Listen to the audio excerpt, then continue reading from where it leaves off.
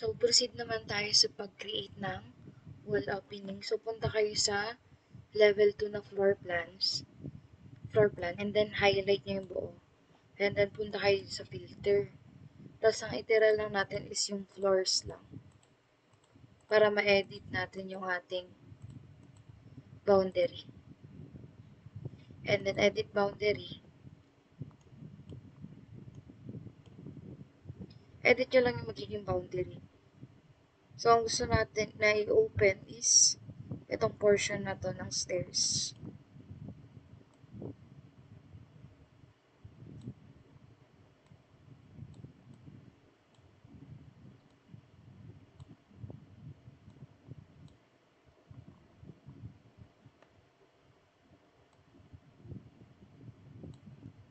Then, dagdag na lang tayo ng lines.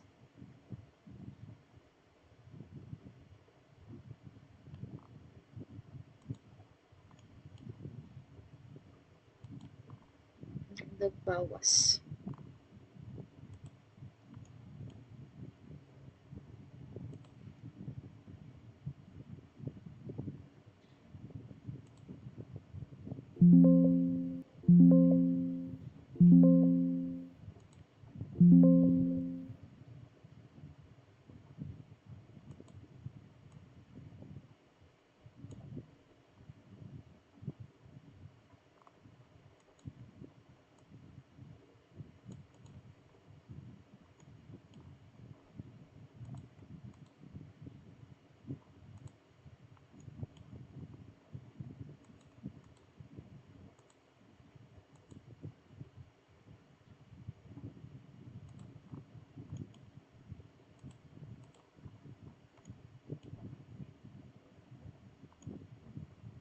So, tingin ko okay na to. So, check natin.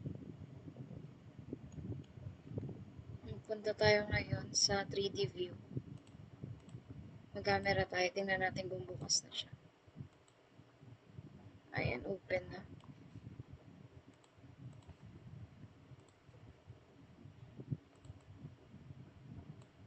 Ayan, open na siya.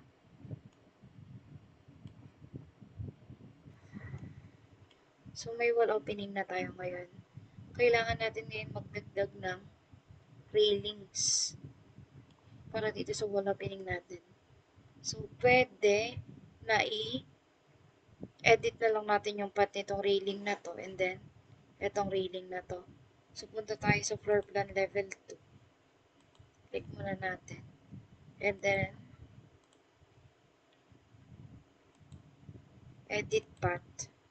And then, punta tayong floor plan level 2. And then, itong arrow na to, yun yung ating pataas.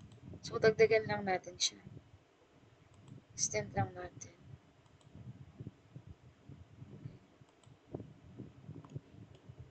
Then, sagad natin dito sa dulo. So, wall. And then, check. And then, ito din. Yung pangalawang, yung isang reading natin. Edit path din natin. Since ito yung sa downwards. Galing baba yan. Baba, pataas. So, dito tayo mag-extend ngayon. So, add lang ulit ng line.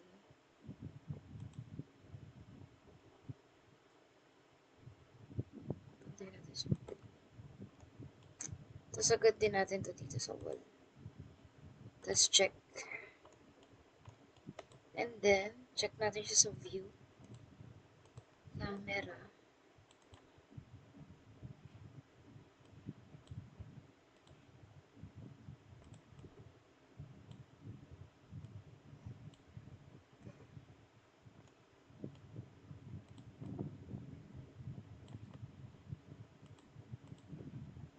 Ayan, okay na yung ating railings.